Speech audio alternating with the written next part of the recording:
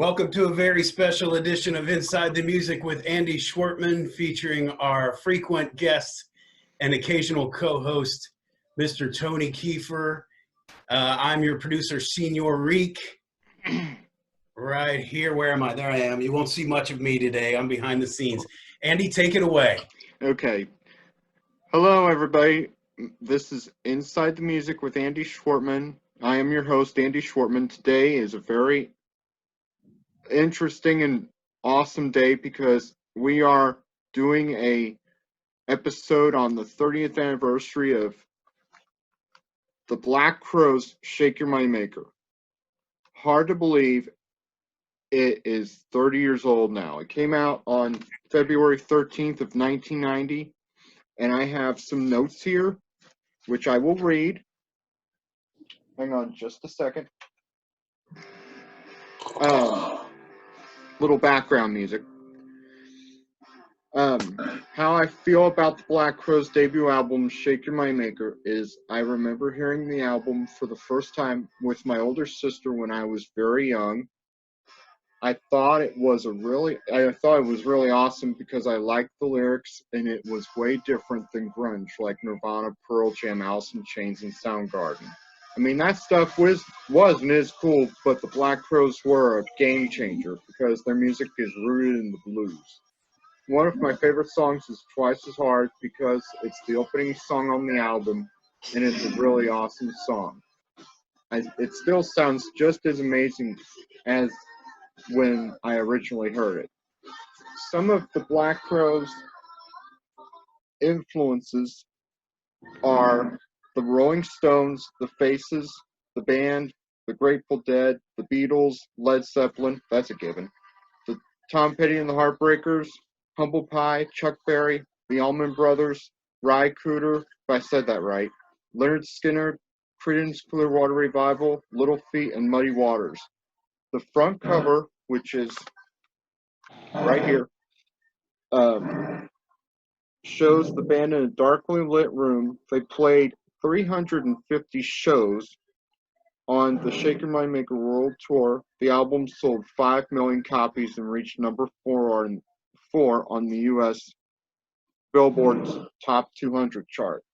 One of the reasons why I like this so much is so much of their music is I have an older sister who is 11 years older than me, and this record was my introduction to their music, and I instantly loved it.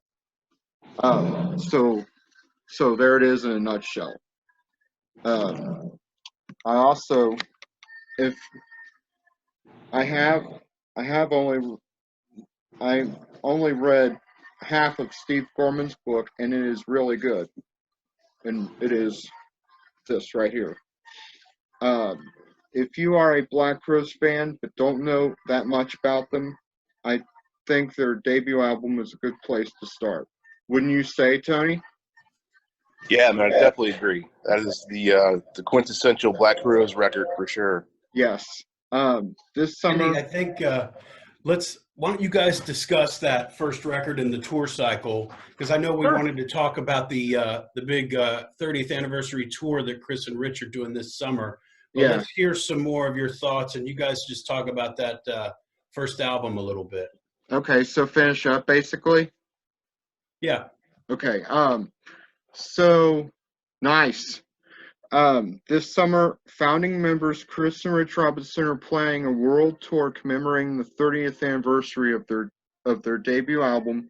Chris and Rich have assembled an all-new lineup for this tour. The new lineup includes guitarist Isaiah Mitchell, bass player Tim Lefebvre, or whatever, who played on David Bowie's Black Star album, keyboardist Joe Robinow, and drummer Raj Ojay from the Once and Future band. It remains to be seen how the tour will be affected by the COVID-19 pandemic, which has almost completely shut down the live music industry worldwide.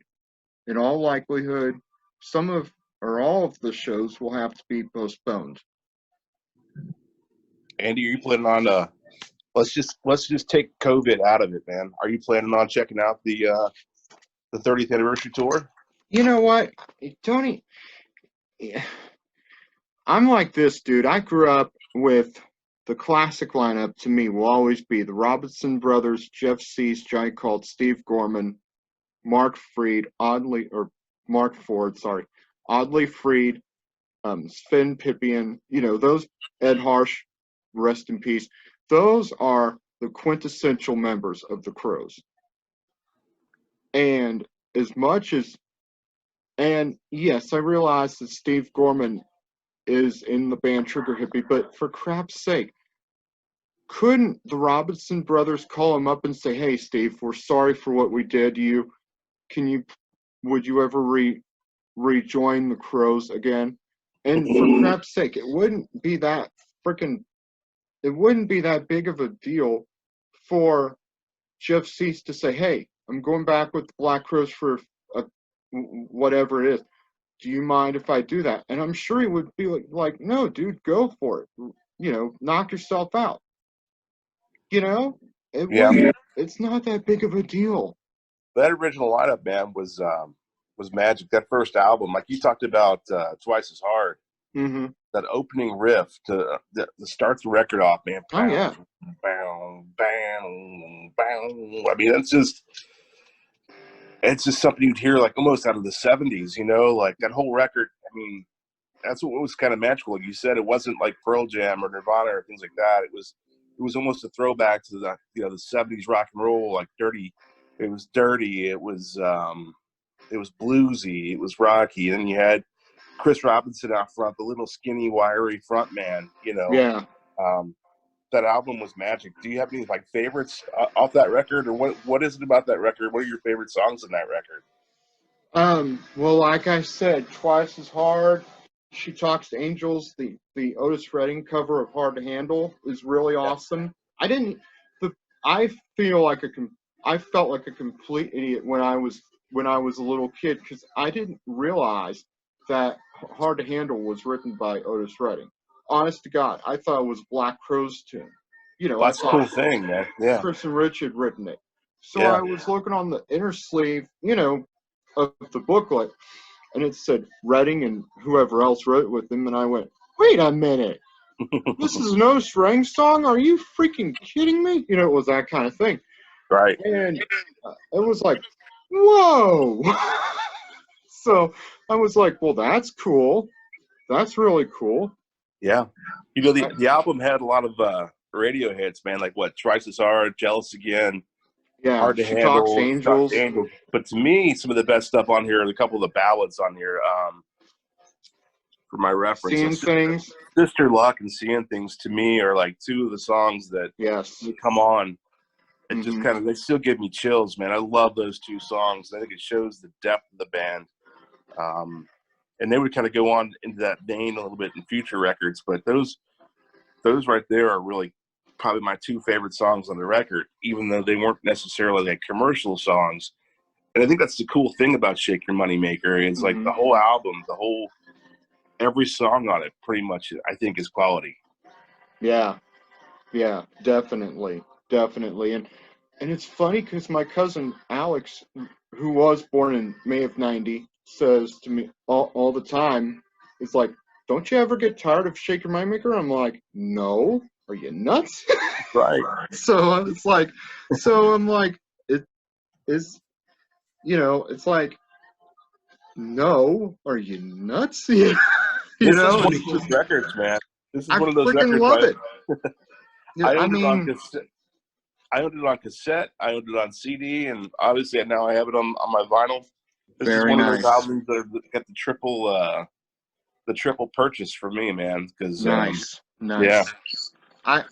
Tony, you make a good point about that album being all killer and no filler, because 3 or 4 hit singles on your debut is nothing to sneeze at, and all the other album cuts are great too. Yeah. I love that. Seeing Things for the First Time is one of my favorites on there. Yeah. Andy, why don't we wrap up this first part of the Black Crowes 30th anniversary episode? Okay. And maybe for part 2, we could talk about concert, the many shows they played on that first tour, and their history as a live band might be a good topic for part 2. How do you feel about that? Yeah, that's awesome. That All right, sounds so awesome.